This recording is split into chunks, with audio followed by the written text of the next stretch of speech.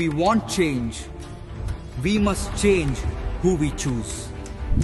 న్యాయవాద మిత్రులందరికీ మా నివేదన. బార్ కౌన్సిల్ ఎలక్షన్స్ వస్తున్నాయి.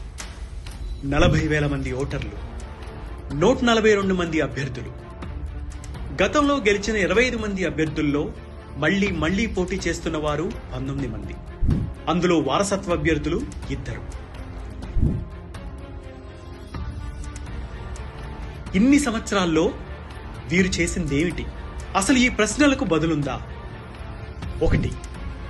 5 సంవత్సరాల పదవిని ప్రతిసారి 1 లేదా 2 సంవత్సరాలు పెంచుకుంటూ సమయానికి ఎన్నికలు కూడా జరపడం లేదు.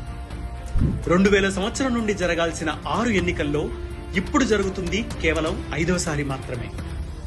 2.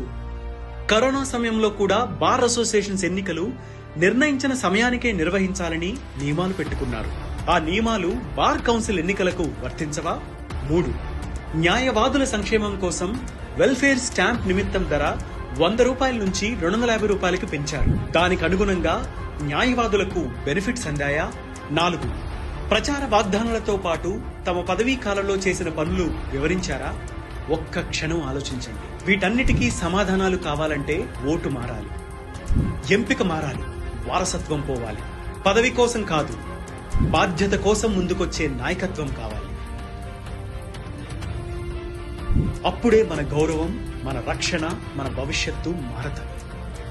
కొత్త ఆలోచనలను స్వాగతిద్దాం, నిజమైన నాయకత్వాన్ని గుర్తిద్దాం, కొత్త వారిని గెలిపిద్దాం. Let us vote for the freshers this time.